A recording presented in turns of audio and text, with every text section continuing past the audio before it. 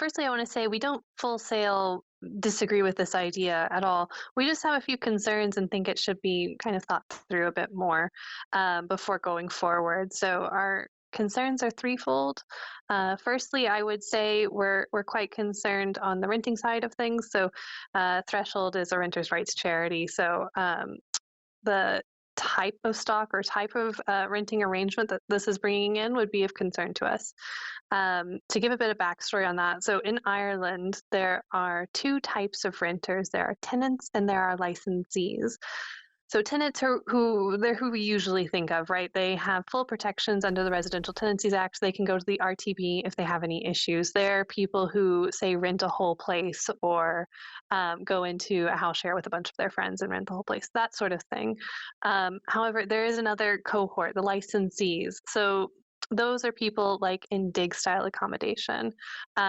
They actually do not have any protections under the Residential Tenancies Act, the renting legislation, and they do not have access to the RTD. And Our can concern, people who've availed of the rent a room scheme, would they be under the licensee category? exactly. So anyone in the rent a room scheme would be a licensee. So in these arrangements, the licensor or the landlord could say, I need you out of this room tomorrow. And that would be fine. Like that would be legal. That would be allowed. This So type no of security. no security at all. Exactly. So this type of renting arrangement is not secure. It's not sustainable. So if that's the type of thing we're bringing in, we're a bit concerned about that. We don't need more of these insecure, unsuitable tenancies, or they're not tenancies. Legally, they're not. They're Mm. license arrangements. So that would be our chief concern from a renting point of view. So if you're saying all of these garden homes are going to be rent a room, they're going to be licensees.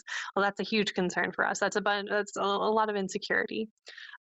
Secondly, we would be quite concerned with the standard that's bringing in. So if we're getting rid of or relaxing the planning permission requirements around this, what is the standard of home that we're bringing into, the private rental sector, but also just in general, fire safety and everything. And also, what is the stress on the sewage system, on the water reliance for the area? These are things that the local government will no longer have data on that's reliable, Hmm. or that if we're getting rid of the planning permission for the area. Because we see so many Um, developments turned down because there isn't wastewater capacity. So it stands to reason that an additional unit like this on a property is going to put some level of strain on the system. exactly, exactly. And if the local government doesn't even have the data to be able to anticipate or make changes to support it, I feel like that puts us at a detriment for the future. And then lastly, we would be quite concerned with the potential for elder abuse. So, like you said at the top there, we've gone in on this with Age Action, and they would be more of the experts in this area. But this does open up older relatives and homeowners to elder abuse. So someone could potentially influence or force their older family member into one of these back garden homes as they take the main home themselves, or potentially put in a garden home to rent out, and then that relative can get that tax free income of up to 14 grand. So these are the concerns that we have that we think need to Hmm. be thought through and teased out a bit more. Again, we're not full sail disagreeing with this idea. It's just there are some concerns. Hmm.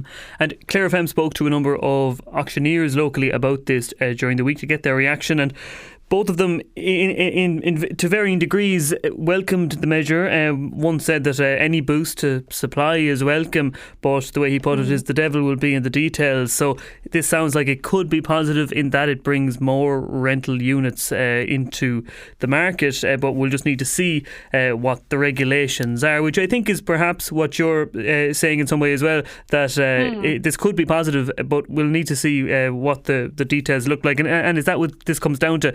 Making sure that those protections are in place so that fire safety is looked after, so that energy efficiency is looked after, and so that this isn't a substandard kind of a scheme. Completely. We were talking about this last August, September time, and we were told at that point, like, oh, these units will not be going into the private rental sector. These are just for family members. Say if someone had a student that had to move back home or something like that, those were the circumstances that these will be brought in. But we were concerned they would go into the private rental sector, and now we're being told, oh, actually, these should be like we should change it to be these are under rent a room even. So yeah, we're quite concerned with, I guess, the rights, protections, and standards of those who would be living in these garden sheds. I shouldn't call them garden sheds, these modular homes. Modular units, yeah, indeed. Although we all know what we're picturing when we hear small modular units. And in fairness, just a final question for yourself on this, and perhaps on a slightly bleak note, because we spoke to Threshold about a month ago when it had new data on evictions, and we learned that 183 Clare households were assisted by Threshold in the final quarter of 2025. These were households who had been issued notices to quit, or rather 60% of those. So the majority of those had been issued notices to quit. You mentioned the lack of security that could be a part of this particular proposal, the so-called beds and sheds proposal. Could we be seeing another rise in the level of notices to quit issued, particularly with the new renters legislation introduced at the beginning of last month? So I will make a distinction. Again, a lot of those who would be in these units in the back garden there would be licensees, not necessarily de facto. I mean, there could be room for interpretation there, but a lot of them will be licensees. So we won't even know the number of notices of termination. They don't for get the same type of notice that an actual renter, or a tenant rather, somebody in a tenancy agreement would get. Completely. It wouldn't have any sort of protections that tenants would have. So there's no data on them. The RTB isn't tracking them. We could tell you the number of people who have been asked to leave in licensed situations, but that's just people who come to Threshold. That's not. But anyway, those as a separate issue. But with the legislation that came in last month, we would see there's no reason for there to be a surge in notices to quit, because any tenancy that started before March 1st is effectively running under the same rules as it was beforehand. I mean, not effectively, it is running under the same rules as it was beforehand. So there's no reason for a landlord to issue a notice to quit. It has not changed for them. And then regarding if there's a new tenancy started on or after March 1st of this year, then those are under the 6-year lease, 6-year tenancies. So the grounds for which a landlord could end a tenancy are severely limited, and really they can't evict someone if the tenant has done nothing wrong. So we would hope to not see any sort of surge. And then regarding if this were to go through, if the planning permissions were to be relaxed, and we had a surge of folks I wouldn't call them tenants, probably licensees in these back garden units. Again, there's no data on this.